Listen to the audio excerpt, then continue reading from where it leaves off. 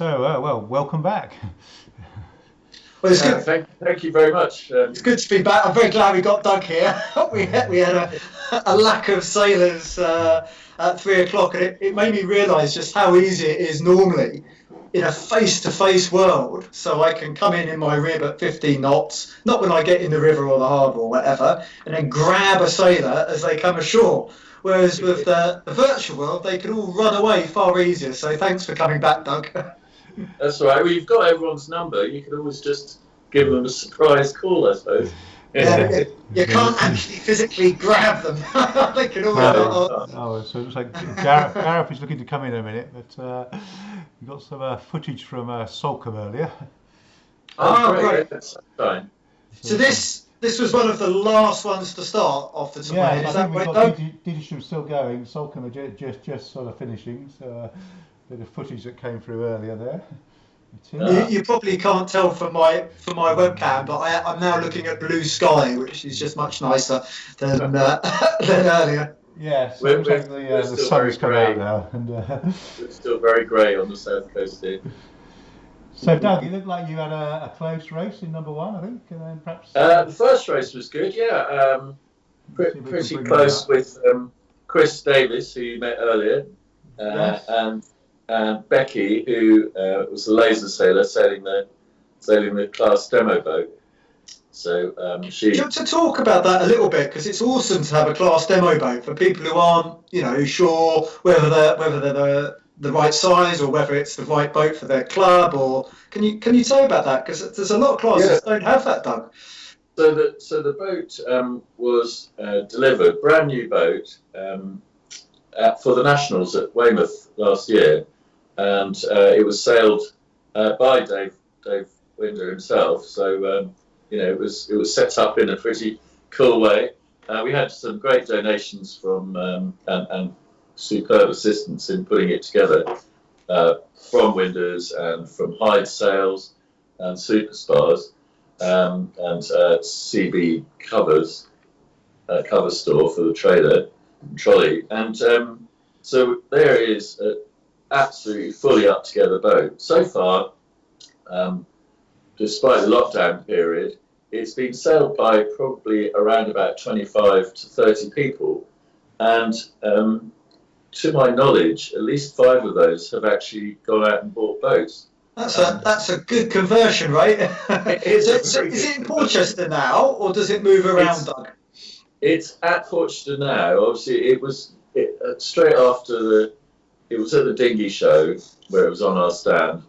It went to King George for our winters, but I think I did the King George Gallop. Does that sound right? Is that right? You did, yes, you did. But this was a solo event.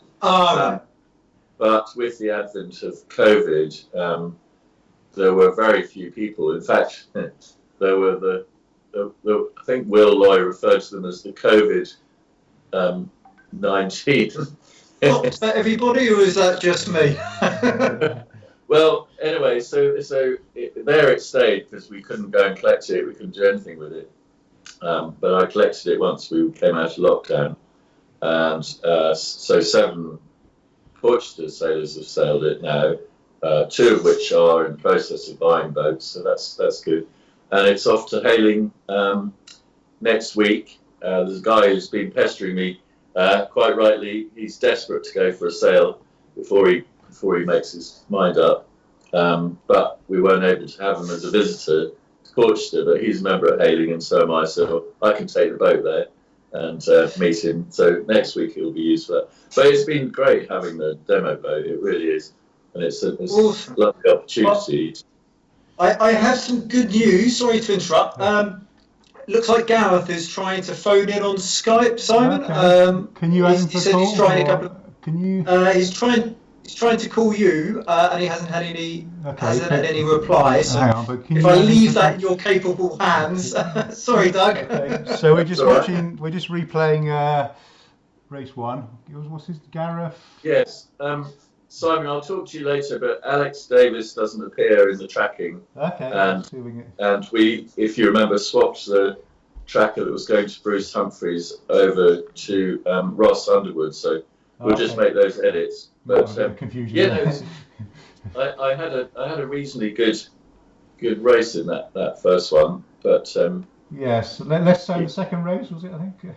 well, Becky hit me in the first race, and then she had runaway success in the second, and I didn't have such a good time. I stopped when the wind fell into a hole and sat there for quite a while. That does tend to happen. It was That's sort of how it works, Doug.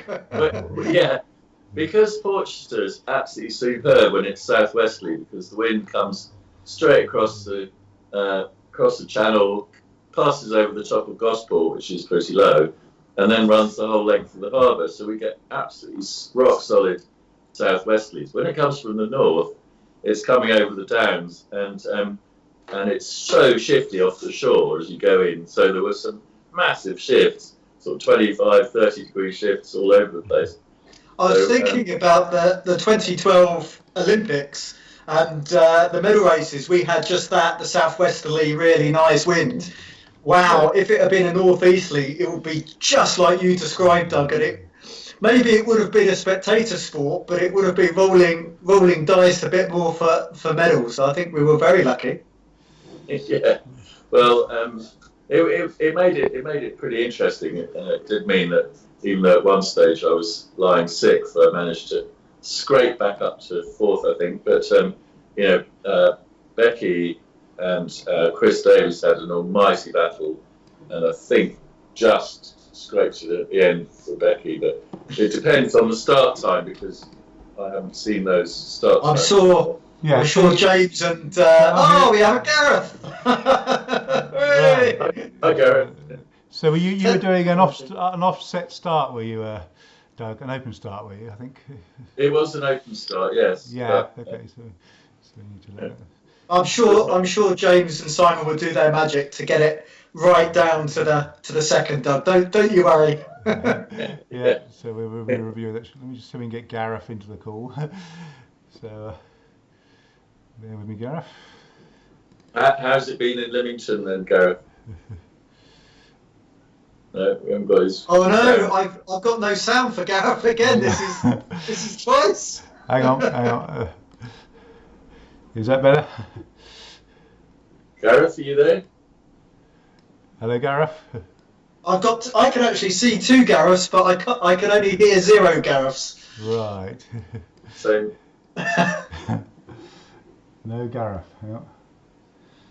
I say this made me realise how easy it was to do interviews in real life compared to normal, and I think Tula quite liked it, because if I went off and did an interview, she had plenty of time to get de-rigged and changed and something to eat, rather than having a oath enthusiastic coach talking at her straight after racing. Come on, Gareth, talk to us, mate. No, not. Don't seem to be getting Gareth. Not happening. Nothing there. Well, just shout. Leamington's not that far from Weymouth. Come back to Gareth later. Not sure. No. we can see him. He's got the earphones and everything. So. Have you got the Leamington track there? Yeah. Let's see if we can bring up a Leamington race to see how they did. Because Leamington, it's sort of halfway between Weymouth and Porchester, I guess, isn't it? My on the spot geography, because it just feels like Weymouth was much windier than you guys had today. Maybe that's. We saw some footage from Leamington earlier. Yeah, it looks a little bit more breeze than we had. A lot of tide there, I think. Yeah. That boy's just going upwind, isn't it?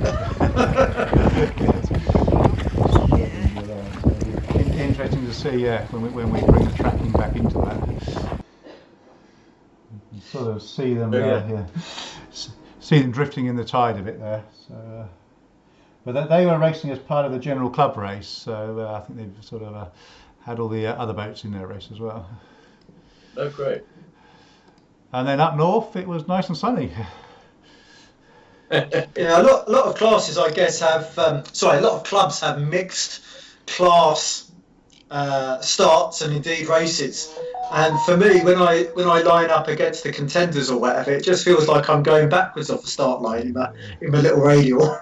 So I'm a big fan of one class racing where possible. And then up nearly Inverness, we had Charlie sailing. Oh, he was sailing on his own, wasn't he, up there? Yes, so we had to help him get the course laid out. So I don't think he was able to ping the boats while he's racing. Oh, That sort of gave some challenges there. But yes, he was out there, so he'll get some time. So we'll be able to bring those back into the mix later on. And then interesting to see all the speeds coming through. So are there some people who are still going? I guess if they started their racing at 4, there must be. Yeah, there must be. I think Dittisham are probably. Dittisham had a phenomenal turnout. Yeah, so 10 or so. But, I think Richard Catchpole is Leon Loughton, isn't he? 8.2. Yeah. 8.21. Yeah. Wow. And 8.2. yeah. So sorry, can you say that again, Simon? Where is he from? I think Richard's from Leon Loughton, isn't he? So inland, up north. Yeah, it's Richard Catchpole. I think he's Mind you, Mark Harper, by the look of it, had a good speed at one point. Yeah. May have been time induced. I don't know.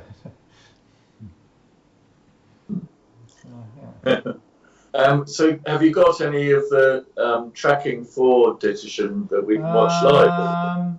Yeah, let me just see.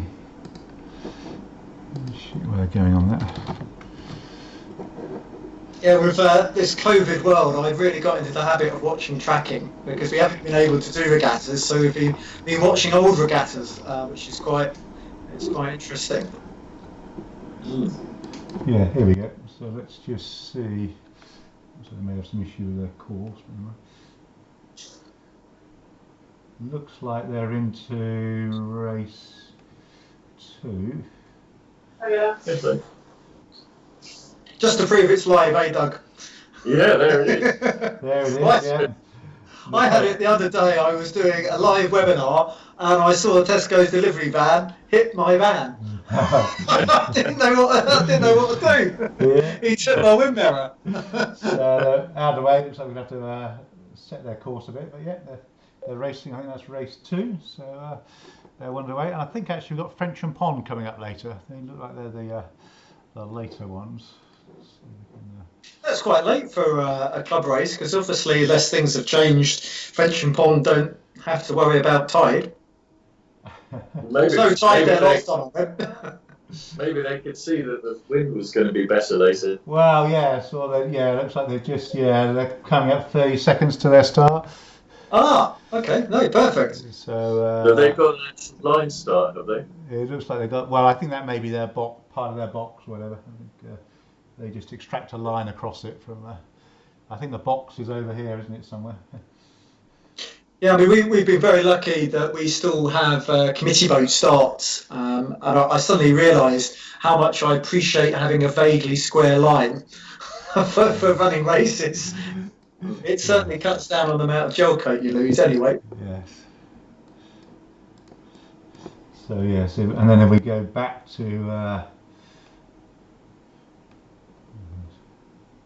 maybe they've got a lot of tide running because they don't look like they're moving much. Yeah. Or maybe they waited too long for the wind. Yeah. So this was race 1. That looks like, I assume, a lot of tacks. I'm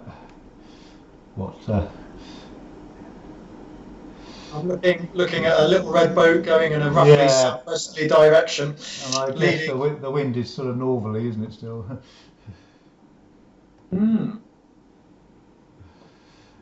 So yes, it looks like we've got a couple more races still to go, and then we'll start to bring it all together and publish everything on.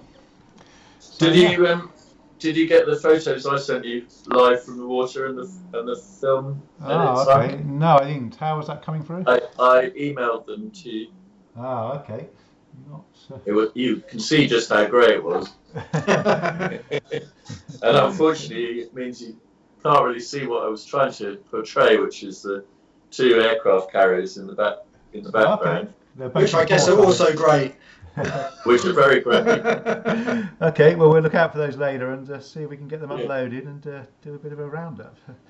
Yeah. Right, okay, so I think probably got as far as we can. We're now sort of...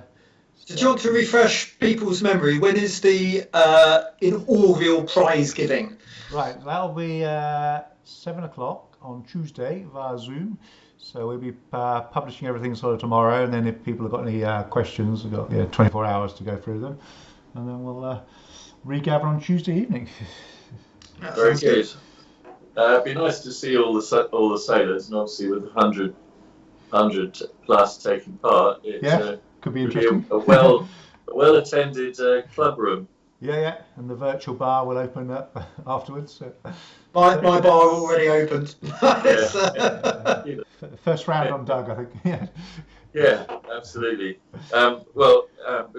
Before we sign off, Simon, John, James, thank you so much for setting it all up and cracking use of technology. We're getting there. I think you're very generous, Doug. Yeah, it's been a learning experience for me.